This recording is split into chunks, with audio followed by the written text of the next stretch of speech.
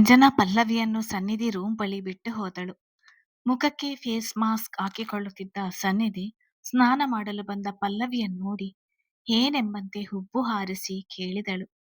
ಸನ್ನಿಧಿ ಮೊದಲೇ ವರುಣ ಮೇಲೆ ಕೋಪವಿತ್ತಲ್ವಾ, ಅದೀಗ ಪಲ್ಲವಿ ಮೇಲೆ ತಿರುಗಿತು.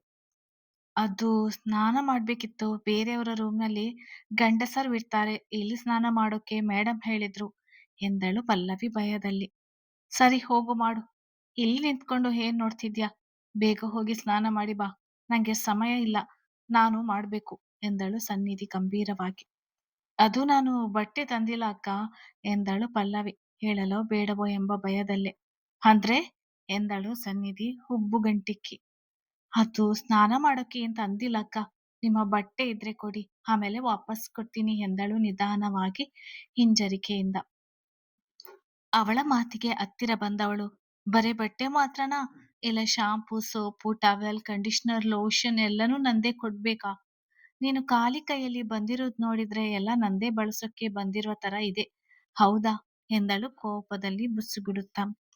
ಹೌದಕ್ಕ, ನನ್ನ ಹತ್ರ ಏನಿರ್ಲಿಲ್ಲ, ಆಸ್ಪತ್ರೆಯಿಂದ ನೇರವಾಗಿ ಮನೆಗೆ ಕರ್ಕೊಂಡ್ ಬಂದ್ರು. ಇವತ್ತು ಒಂದಿನ ಕೊಡಿ ಸಾಕು, ನಾಳೆ ತಕೊಂಡ್ ಬರ್ತೀನಿ ಎಂದಳು ಹೆದರಿ ಒಂದೊಂದೇ ಪದ ಜೋಡಿಸಿ. ಮತ್ತೆ ನಾಳೆನೇ ಸ್ನಾನ ಮಾಡು, ಇವತ್ತು ಯಾಕೆ ಮಾಡ್ತಿದ್ಯಾ? ಯಾಕೆ ನಿಂಗೆ ಒಂದಿನ ಸ್ನಾನ ಮಾಡದೆ ಇರೋಕೆ ಆಗೋಲ್ವಾ? ಅಷ್ಟು ಇರೋಳು ನಿನ್ನ ಬಟ್ಟೆ ತಕೊಂಡ್ ಬರ್ಬೇಕು, ಖಾಲಿ ಕೈಯಲ್ಲಿ ಅಲ್ಲ. ನಿಂಗೆ ಕನಿಷ್ಠ ಪಕ್ಷ ಸ್ನಾನ ಮಾಡಕ್ಕೆ ಒಂದು ಟವೆಲ್ ತರ್ಬೇಕು ಅನ್ನೋದು ಗೊತ್ತಿಲ್ವಾ? ಒಳ್ಳೆ ಸಣ್ಣ ಹುಡುಗಿ ತರ ನನ್ನ ಕೇಳ್ತಿದ್ಯಲ್ಲ. ಇರೋಕ್ಕೆ ರೂಮ್ ಕೊಡ್ತೀವಿ ಅಂದ್ರೆ ಬಟ್ಟೆಯನ್ನು ನಾವೇ ಕೊಡ್ಬೇಕಾ ಎಂದಳು ಅಪಹಾಸ್ಯ ಮಾಡಿ. ಅವಳನ್ನು ಹಂಗಿಸುವವಳಲ್ಲ, ಆದ್ರೆ ವರುಣ್ ಮೇಲಿನ ಸಿಟ್ಟಿಗೋಸ್ಕರ ಪಲ್ಲವಿಯ ಮೇಲೆ ಅಸಮಾಧಾನ ಹೊಂದಿದ್ದಳು.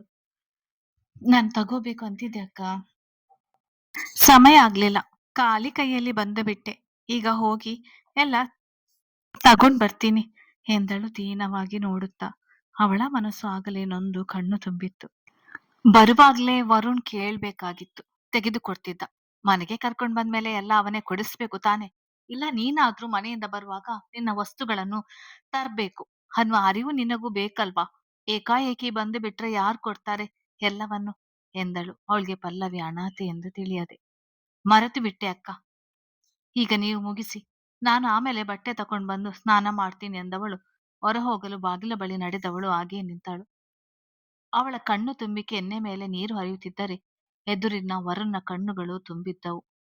ಹೊರಗೆ ಹೋಗದೆ ಬಾಗಿಲ ಬಳಿಯೇ ಮುಂದೆ ನೋಡಿಕೊಂಡು ತಲೆ ತಗ್ಗಿಸಿ ನಿಂತಿದ್ದವಳ ನೋಡಿ, ಯಾಕೆ ಹಾಗೆ ನಿಂತು ಬಿಟ್ಟೆ? ಈಗ ನೀನೇನು ಹೋಗುವುದು ಬೇಡ, ಬಾ, ನಂದೇ ಒಂದು ಜೊತೆ ಕೊಡ್ತೀನಿ, ಹಾಕೊಂಡು ನೀನೇ ಇಟ್ಕೋ, ನಂಗೇನು ವಾಪಸ್ ಬೇಡ ಎಂದ ಸನ್ನಿಧಿ ಅವಳ ಬಳಿ ಬಂದು ಅವಳ ದೃಷ್ಟಿ ಇದ್ದ ಕಡೆ ನೋಡಿದಳು. ಕಣ್ಣು ತುಂಬಿಕೊಂಡು ಕೋಪದಲ್ಲಿ ನಿಂತಿದ್ದ ವರುಣ್ ಮುಖವೆಲ್ಲ ಕೆಂಪಾಗಿ ಹೋಗಿತ್ತು. ಅವನ ಅಲ್ಲಿ ನಿರೀಕ್ಷಿಸದ ಸನ್ನಿಧಿಗೆ ಆಘಾತವಾಯಿತು. ನಿನ್ನ ಇಲ್ಲಿಗೆ ಕರ್ಕೊಂಡ್ ಬಂದವರು ಯಾರು ಪಲ್ಲವಿ ಎಂದನು ಶಾಂತವಾಗಿ ಪಲ್ಲವಿ ಕಡೆ ನೋಡುತ್ತಾ. ಅಂಜನಾ ಮೇಡಮ್ ಸರ್, ನಾನು ಬೇಡ ಅಂದ್ರೂ ಕೇಳಲಿಲ್ಲ ಎಂದವಳಿಗೆ ಈಗಲೂ ಭಯವೇ. ಹೋಗ್ಲಿ ಬಿಡು, ನೀನು ನಿನ್ನೆ ಬರುವಾಗ ನನ್ನ ಹತ್ರ ಇದೆಲ್ಲ ಕೇಳ್ಬೇಕು ತಾನೆ, ನಾನು ಇಲ್ಲ ಅಂತಿದ್ನ ಎಂದನು ಆಕ್ಷೇಪಣ ದನಿಯಲ್ಲಿ. ಅದು ಸರ್, ನಯನ ಅಕ್ಕನ ಕೇಳೋಣ ಅಂತಿದ್ದೆ, ಆದ್ರೆ ಹೊರಡುವ ಸಮಯದಲ್ಲಿ ಅವರು ಸಿಗ್ಲಿಲ್ಲ, ನಿಮ್ಮ ಹತ್ರ ಕೇಳೋಕೆ ಮುಜುಗರ ಆಗಿ ಸುಮ್ನೆ ಅದೆ ಎಂದಳು ಹಿಂಜರಿಕೆಯಿಂದ. ಪರವಾಗಿಲ್ಲ ಬಿಡು, ನಾನೇ ಗಮನಿಸಬೇಕಾಗಿತ್ತು, ನಾನು ಮರೆತು ಬಿಟ್ಟೆ, ಬಾ ಈಗ ಹೋಗಿ ತರೋಣ ಎಂದನು ಅವಳ ಕೈ ಹಿಡಿದು ಕರೆದುಕೊಂಡು. ಇಲ್ಲ ಬೇಡ ಸರ್, ನಾನು ಆಮೇಲೆ ಹೋಗಿ ತಗೊಂಡ್ ಬಂದು ಸ್ನಾನ ಮಾಡ್ತೀನಿ, ಈಗ ಏನಾಗೋಲ್ಲ ಬಿಡಿ ಎಂದಳು. ಬಾಯಿ ಬಿಟ್ಟು ದುಡ್ಡಿಲ್ಲವೆಂದು ಹೇಗೆ ಹೇಳಿಯಾಳು? ಬೇಡ ಪಲ್ಲವಿ, ಇಲ್ಲಿ ಸ್ನಾನ ಮಾಡದೆ ತಿಂಡಿ ತಿನ್ನಲು ಅವಕಾಶವಿಲ್ಲ, 5 ನಿಮಿಷ ಅಷ್ಟೇ, ಬೇಗ ಹೋಗಿ ಬೇಗ ಬರೋಣ, ಸುಮ್ಮನೆ ಬಾ ಎಂದವನು ಎಳೆದುಕೊಂಡು ಹೋದನು. ಅರೆ ವರುಣ್, ಅವಳನ್ನು ಎಲ್ಲಿಗೆ ಕರ್ಕೊಂಡು ಹೋಗ್ತಿದ್ಯಾ? ಅವಳು ಸ್ನಾನ ಮಾಡ್ಬಾರ್ದಾ? ಇನ್ನೂ ತಿಂಡಿನೇ ತಿಂದಿಲ್ಲ ಎಂದಳು ಅಂಜನಾ ವರುಣ್ ಪಲ್ಲವಿ ಕರೆದುಕೊಂಡು ಬರುವುದನ್ನು ನೋಡಿ. ಅವಳತ್ರ ಸ್ನಾನ ಮಾಡೋಕೆ ಬಟ್ಟೆ ಇಲ್ಲ, ಅದಕ್ಕೆ ಕುಡ್ಸೋಕೆ ಕರ್ಕೊಂಡು ಹೋಗ್ತಿದ್ದೀನಿ, ಬೇಗ ಬರ್ತೀನಿ, ನೀವು ತಿಂಡಿ ಮಾಡ್ತೀರಿ, ಅಷ್ಟರಲ್ಲಿ ಬರ್ತೀವಿ ಎಂದವನು ಹೊರಡಲನುವಾದನು. ಯಾಕೆ ಸದ್ಯಕ್ಕೆ ಸನ್ನಿಧಿ ಬಟ್ಟೆ ಇಸ್ಕೊಳ್ಳೋಕೆ ಹೇಳಿದ್ನಲ್ಲ, ಅವಳು ಇರ್ಲಿಲ್ವಾ ರೂಮ್ನಲ್ಲಿ? ಬಾ ಇಸ್ಕೊಡ್ತೀನಿ. ಏನ್ ಪಲ್ಲವಿ, ಅವಳಿಲ್ಲ ಅಂದ್ರೆ ನಂಗೆ ತಿಳಿಸ್ಬೇಕು ತಾನೆ ಎಂದರು ಗಂಭೀರವಾಗಿ ಯೋಚಿಸಿ. ಅವಳೆಲ್ಲಿ ಹೋಗಿದ್ದಾಳೆ? ರೂಮಿನಲ್ಲಿದ್ದಾಳೆ ಅಕ್ಕ, ಆದ್ರೆ ಅವಳಿಗೆ ಕೊಬ್ಬು ಜಾಸ್ತಿ ಆಗಿದೆ. ಪಲ್ಲವಿಗೆ ಬಟ್ಟೆ ಕೊಡದೆ ಅವಮಾನ ಮಾಡಿ ಹಂಗಿಸಿ ಮಾತನಾಡಿದ್ಲು. ಛೆ, ನಂಗೆ ಬರ್ತಿರುವ ಕೋಪಕ್ಕೆ ಎಂದವನು ಅದಷ್ಟು ಪಲ್ಲವಿ ಮುಂದೆ ಸಮಾಧಾನವಾಗಿ ಇರಲು ಪ್ರಯತ್ನಿಸ್ತಿದ್ದನು. ಏನು ಸನ್ನಿಧಿ ಈ ಥರ ಮಾತಾಡಿದ್ಲ? ಹೋಗ್ಲಿ ಬಿಡು, ನಂದೇ ತಪ್ಪು. ಇವಳನ್ನ ಅವಳತ್ರ ಕಳಿಸಿದ್ದು. ನನ್ ಬಟ್ಟೆ ಇವಳಿಗೆ ಲೂಸ್ ಆಗುತ್ತೆ ಅಂತ ಸನ್ನಿಧಿ ಬಟ್ಟೆ ಇಸ್ಕೊಳ್ಳೋಕೆ ಹೇಳಿದೆ ಅಷ್ಟೇ. ಬಾ ಪಲ್ಲವಿ, ಮೇಲೆ ಶ್ರೀನಿಕಾ ಇದ್ದಾಳೆ, ಅಲ್ಲೇ ರೆಡಿ ಆಗುವೆಯಂತೆ ಎಂದಳು, ಕೈ ಹಿಡಿದು ಕರೆದುಕೊಂಡು ಹೋಗುತ್ತಾ. ಪಲ್ಲವಿ ಮತ್ತೆ ಏನು ಹೇಳ್ಬೇಕು ಎಂದು ಚಿಂತಿಸುತ್ತಲೇ ಹೋದಳು. ಶ್ರೀ ರೂಮ್ನ ಹೊರಗೆ ನಿಂತು ಕೂಗಿದಳು ಅಂಜನಾ. ಬಾಗಿಲು ತೆರೆದ ಅಭಿ, ಬನ್ನಿ ಅತ್ತಿಗೆ ಎಂದನು ಜಾಗ ಬಿಟ್ಟು. ಶ್ರೀ, ಪಲ್ಲವಿ ಬಟ್ಟೆ ತಂದಿಲ್ಲ, ಹೊಸದ್ದು ಇವತ್ತು ತಕೊಂಡ್ ಬರ್ತೀವಿ. ಈಗ ನಿನ್ ಬಟ್ಟೆ ಇದ್ರೆ ಕೊಡ್ತೀಯಾ?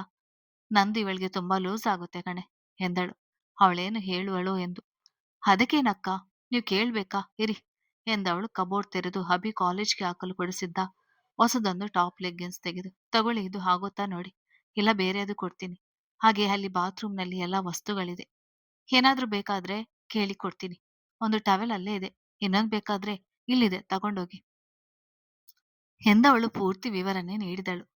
ಅದು ನಾನು ಸನ್ನಿಧಿಯವರ ರೂಮ್ನಲ್ಲಿ ಸ್ನಾನ ಮಾಡ್ತೀನಿ, ಇಲ್ಲಿ ಬೇಡ ಎಂದಳು. ಪಲ್ಲವಿ ಅಭಿ ಇದ್ದುದರಿಂದ ಅವಳ ಯೋಚನೆ ಅರ್ಥವಾದಂತೆ, ಪರವಾಗಿಲ್ಲ, ಇಲ್ಲೇ ರೆಡಿಯಾಗಿ. ಪಲ್ಲವಿ, ನಂದು ಎಲ್ಲ ಆಗಿದೆ, ನಾನು ಕೆಳಗಡೆ ಹೋಗಿ ಬರ್ತೀನಿ, ನೀವು ನಿಧಾನವಾಗಿ ಬನ್ನಿ. ಶ್ರೀ, ಅವರೊಬ್ಬರನ್ನೇ ಬಿಡ್ಬೇಡ, ಜೊತೆಗೆ ಕರ್ಕೊಂಡ್ ಬಾ ಎಂದವನು ಕೆಳಗಡೆ ಹೋದನು ಅವರಿಗೆ ಹೇಳಿ. ಇನ್ನೇನು ಪಲ್ಲವಿ ಪ್ರಾಬ್ಲಮ್ ಸರಿ ಆಯ್ತು, ತಾನೇ ಹೋಗಿ ಸ್ನಾನ ಮಾಡಿ ತಿಂಡಿಗೆ ಬಾ, ಸಂಕೋಚ ಪಡ್ಕೋಬೇಡ ಎಂದವಳು ಅವಳ ಕೆನ್ನೆ ತಟ್ಟಿ ಹೋದಳು. ಶ್ರೀ ಕಾಲೇಜಿಗೆ ಹೋಗಲು ತಯಾರಾಗುತ್ತಿದ್ದರೆ ಪಲ್ಲವಿ ಸ್ನಾನಕ್ಕೆ ಹೋದಳು. ಇತ್ತ ಸನ್ನಿಧಿ ರೂಮ್ ಒಳಗೆ ಬಂದ ವರುಣ್ ಬಾಗಿಲು ಮುಚ್ಚಿ ಅವಳೆಡೆ ಧಾವಿಸಿದನು. ಮುಖ ತೊಳೆದು ಕನ್ನಡಿ ಮುಂದೆ ನಿಂತಿದ್ದವಳು ಅವ ನೋಡಿ ನಡುಗಲು ಶುರು ಮಾಡಿದಳು. ಹತ್ತಿರ ಬಂದವನು ಅವಳ ತೋಳು ಬಿಗಿಯಾಗಿ ಹಿಡಿದು, ನಿನ್ನ ನಾನು ಏನೋ ತಿಳ್ಕೊಂಡಿದ್ದೆ, ಆದ್ರೆ ನೀನು ಮನುಷ್ಯಳಲ್ಲ, ರಾಕ್ಷಸಿ. ಛೀ, ನಿನ್ ಮುಖ ನೋಡ್ಬೇಕು, ಅಸಹ್ಯ ಆಗುತ್ತೆ ನಂಗೆ. ಅಲ್ಲ, ಏನೋ ತಿಳಿಯದಿರುವ ಅನಾಥ ಹುಡುಗಿಗೆ ಹಾಗೆ ಹೀಯಾಳಿಸಿ ಮಾತನಾಡ್ತೀಯಲ್ಲ, ನಿಂದು ಇದೆಂತ ಕಲ್ಲು ಮನಸ್ಸೆ. ಒಂದು ಜೊತೆ ಬಟ್ಟೆ ಕೊಟ್ಟಿದ್ರೇನು ಸವೆದ ಹೋಗ್ತೀಯಾ ನೀನು, ಹೇಳೆ ಎಂದವನು ಕೋಪದಲ್ಲಿ ಬುಸುಗುಡುತ್ತಾ. ನಾನು ಬೇಕು ಅಂತ ಹಾಗೆ ಹೇಳಿಲ್ಲ ವರುಣ್, ಅವಳ ಅನಾಥೆ ಅಂತ ನನಗೆ ಗೊತ್ತಿರ್ಲಿಲ್ಲ. ನಾನು ನಿನ್ನ ಲವರ್ ಇರಬೇಕು ಅಂತ ರೂಢಾಗಿ ನಡ್ಕೊಂಡೆ ಅಷ್ಟೆ ಎಂದಳು ಅವನಿಂದ ಬಿಡಿಸಿಕೊಳ್ಳುತ್ತಾ. ಆಗಲೇ ನೋವಿಗೆ ಮುಖ ಕಿವುಚುತ್ತಿದ್ದಳು. ನನ್ನ ಲವರ್ ಆದ್ರೆ ನಿಂಗೇನೆ ತೊಂದರೆ? ಇದೇನು ನಿಮ್ಮ ಅಪ್ಪನ ಮನೆನ? ನನ್ನ ಅಜ್ಜಿ ಮನೆ. ಅವಳ ಮೇಲೆ ಅಧಿಕಾರ ಚಲಾಯಿಸೋಕ್ಕೆ ನೀನು ಯಾವಳು? ಇವತ್ತು ಇದ್ದು ನಾಳೆ ಅವನು ಯಾವನ್ನೋ ಮದುವೆ ಆಗೋಕ್ಕೆ ನಿರ್ಧಾರ ಮಾಡಿದ್ಯಲ್ಲ, ಅವನ ಜೊತೆ ಇರುವುದನ್ನು ಕಲಿ, ನನ್ನ ವಿಷಯಕ್ಕೆ ಮೂಗು ತೋರಿಸ್ಬೇಡ ಎಂದನು ಜೋರಾಗಿ ರೇಗಿ. ಒಮ್ಮೆ ಬಾಗಿಲು ತೆರೆದು ಒಳಗೆ ಬಂದ ಸಾತ್ವಿಕ್. ವರುಣ್, ಏನು ಮಾತನಾಡ್ತಿದ್ಯಾ? ನನ್ನ ತಂಗಿಗೆ ಹಿಂಸೆ ಕೊಡೋಕ್ಕೆ ಎಷ್ಟು ಧೈರ್ಯ ನಿಂಗೆ? ಮೊದಲು ಅವಳ ಕೈ ಬಿಡು, ಇಲ್ಲ ನಾನು ನಿನ್ನ ಸ್ನೇಹಿತ ಅನ್ನೋದು ಮರಿಬೇಕಾಗ್ತದೆ ಅಷ್ಟೇ ಎಂದನು ವರುಣ್. ಸನ್ನಿಧಿ ಕೈ ಹಿಡಿದಿರುವುದು ನೋಡಿ ಅವನ ಕೈ ಬಿಡಿಸುತ್ತಾ ಕೋಪದಿಂದ ಒಮ್ಮೆಲೆ ಅವಳ ಕೈ ಕೊಸರಿದವನು, ನೀನೇನೋ ನನ್ನ ಮರೆಯುವುದು? ನಿನ್ನ ತಂಗಿನ ನಾನು ಪ್ರೀತಿಸ್ತಿದ್ದೆ ಅಂತ ಗೊತ್ತಿದ್ರು ಶ್ರೀಮಂತಿಕೆ ನೋಡಿ ಅವನು ಯಾವನೋ MLA ಮಗನಿಗೆ ನಿನ್ನ ತಂಗಿನ ತಲೆ ಹಿಡಿದಿದೆಯಲ್ಲ, ಆಗಲೇ ನಿನ್ನ ಸ್ನೇಹ ಮುರಿದೋಯ್ತು. ನೀನು ನಿನ್ನ ತಂಗಿ ನನಗೆ ಏನೂ ಅಲ್ಲ, ನೀವಿಬ್ಬರು ಕೇವಲ ವರ್ಮ ಮನೆ ಅತಿಥಿಗಳು ಅಷ್ಟೇ. ರೋಷದಿಂದ ಕುದಿಯುತ್ತಿದ್ದವನ ಮಾತುಗಳು ಸರಿಯಾಗಿ ನಾಟಿತು ಅಣ್ಣ ತಂಗಿಗೆ. ನನ್ನ ಜೊತೆ ಪ್ರೀತಿ ಹೆಸರಲ್ಲಿ ನಾಟಿ ಈಗ ಇನ್ನೊಬ್ಬನ ಹಿಂದೆ ಹೋಗಿರುವ ಇವಳ ಮುಖ ನೋಡೋಕ್ಕೂ ನಂಗೆ ಏನು ಹಿಂಸೆ ಯಾಕೆ ಮಾಡಲಿ? ತಾಯಿ ಮೇಲಿರುವ ಕೋಪನ ನನ್ನ ಜೊತೆ ಪ್ರೀತಿ ಸ್ನೇಹ ಅನ್ನುವ ಮುಖವಾಡದ ಕೊನೆಗೆ ಚೂರಿ ಹಾಕಿದವರು ನೀವು. ಮಾತು ಇವಳಿಗೆ ಹೇಳು, ನನ್ನ ಸುದ್ದಿಗೆ ಬರಬೇಡ ಅಂತ ಆಚೆ ಹೋದನು. ಅವನ ಸರಿಯಾಗಿ ತಾಗಿತ್ತು. ಸನ್ನಿಧಿ ಅಂತೂ ಅವನ ಮಾತಿಗೆ ಹಿಡಿಯಷ್ಟು ನಮಸ್ಕಾರ ಭಾವನೆ ಸರಿಸಿತು. ಬೆಳಿಗ್ಗೆಯ ಉಪಹಾರ ಸೇವನೆಗೆ ಡೈನಿಂಗ್ ಟೇಬಲ್ ಮೇಲೆ ಆಗಲೇ ವರ್ಮ ಕುಟುಂಬ ಹಾಜರಾಗಿತ್ತು. ಒಂದು ಕಡೆ ದೊಡ್ಡವರು ಆದರೆ ಮತ್ತೊಂದು ಕಡೆ ಕಿರಿಯರು.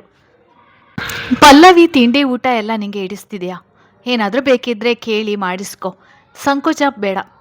ಇಲ್ಲ, ಅಲ್ಲಿ ಅಡುಗೆ ಮನೆ ಇದೆ, ನೀನೇ ಹೋಗಿ ನಿಂಗೆ ಬೇಕಿರೋದು ಮಾಡಿಕೊಂಡು ತಿಂದು ಕುಡಿ, ಆಯ್ತಾ ಎಂದರು ರಮೇಶ್ ಅವಳಿಗೆ ಮುಜುಗರ ಆಗದಿರಲಿ ಎಂದು. ಸರಿ ಅಂಕಲ್ ಎಂದಳು ತಲೆ ತಗ್ಗಿಸಿ ತಿನ್ನುತ್ತಿದ್ದಳು. ಮತ್ತೆ ನೀನು ಏನು ಓದಿದ್ಯಾ ಅಂತ ಹೇಳಿಲ್ಲ, ಅಂದರೆ ಓದ್ತಿದ್ಯಾ ಇಲ್ಲ ಓದಿ ಮುಗಿದಿದೆಯಾ ಎಂದರು ಅಶೋಕ್ ಅವಳ ಬಗ್ಗೆ ವಿಚಾರಿಸಿ. ಮುಗಿದಿದೆ, MSc ಆಗಿದೆ ಅಂಕಲ್. ಮುಂಚೆ ಒಂದು ಕಂಪನಿಯಲ್ಲಿ ಕೆಲಸ ಮಾಡ್ತಿದ್ದೆ, ಈಗ ಬಿಟ್ಟಿದ್ದೀನಿ, ಬೇರೆ ಕಡೆ ಹುಡುಕಬೇಕು ಎಂದಳು ಸಣ್ಣದಾಗಿ ನಕ್ಕು.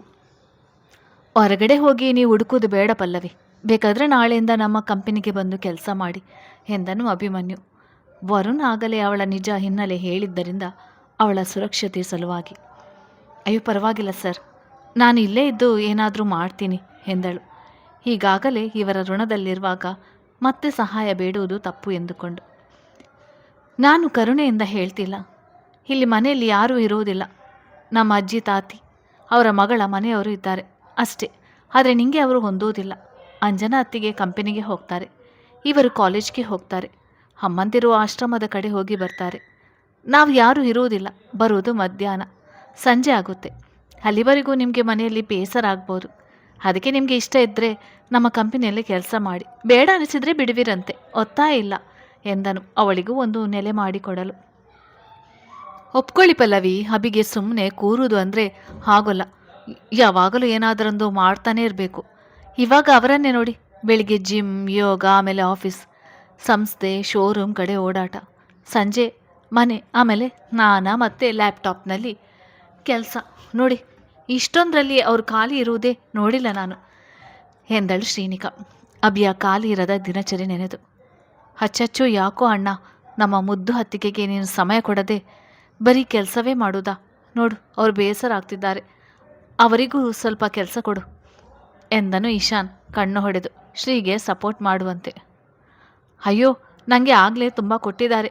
ಬೆಳಿಗ್ಗೆ ಇವರ ಜೊತೆ ಯೋಗ ಮಾಡಬೇಕು, ಆಮೇಲೆ ಸ್ನಾನ ಮಾಡಿ ಕಾಲೇಜ್ಗೆ ಹೋಗಬೇಕು, ಸಂಜೆ ಅಡುಗೆ ಕೆಲಸ ಮಾಡಿ ಮತ್ತೆ ಸ್ನಾನ ಮಾಡಿ ಓದ್ಕೊಂಡು ಮಲಗಬೇಕು. ಉಫ್, ಎಷ್ಟು ಬ್ಯುಸಿ ನಾನು ಎಂದಳು ಸುಸ್ತಾದವಳಂತೆ ನಟಿಸುತ್ತಾ. ಅಶೋಕ್, ರಮೇಶ್ ಶ್ರೀಯ ಈ ಬಗೆಯ ತುಂಟತನ ಹೊಸದೆಂಬಂತೆ ನೋಡುತ್ತಿದ್ದರೆ ಅರ್ಪಿತಾ, ನಿರುಪಮ ನಗುತ್ತಿದ್ದರು ಗೊಂದಲದಲ್ಲಿ. ಓಕೆ, ಆದರೆ ಇದರಲ್ಲಿ ತಾವು ಅಂತ ಕಷ್ಟವಾದ ಕೆಲಸ ಏನು ಮಾಡಿದರೆ ಅತ್ತಿಗೆ?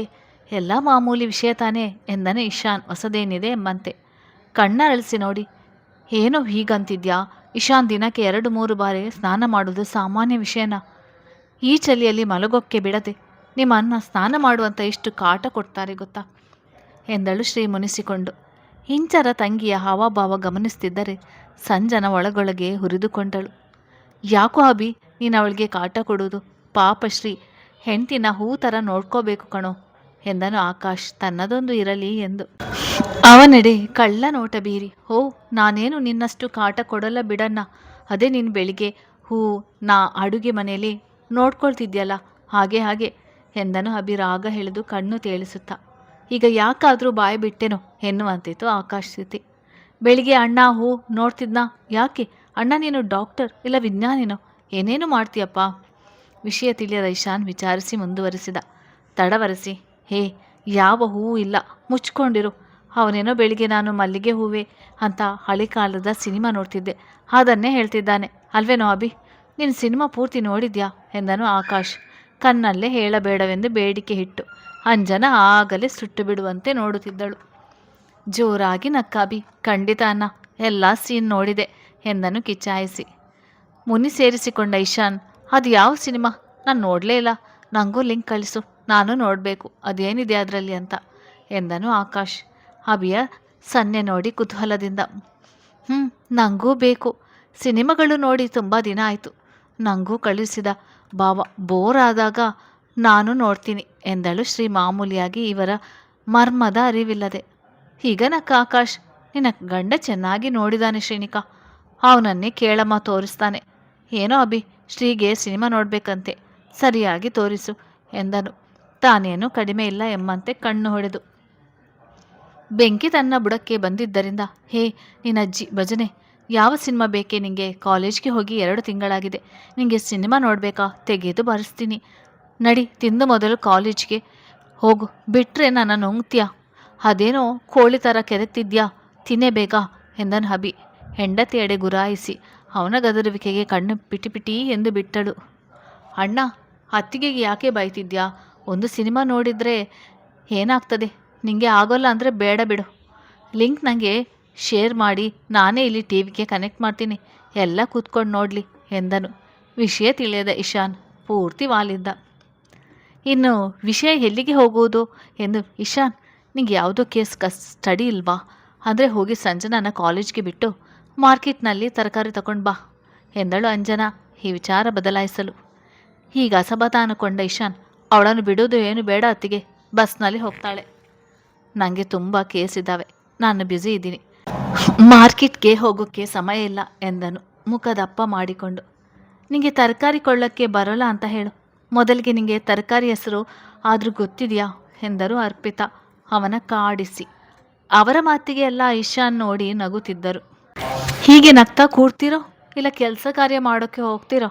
ಇವತ್ತು ಯಾಕೋ ಯಾರು ಡ್ಯೂಟಿಗೆ ಹೋಗೋ ಮೂಡ್ನಲ್ಲೇ ಇಲ್ಲ ಅನಿಸುತ್ತೆ ಎಂದರು ಅಶೋಕ್ ಗಂಭೀರವಾಗಿ.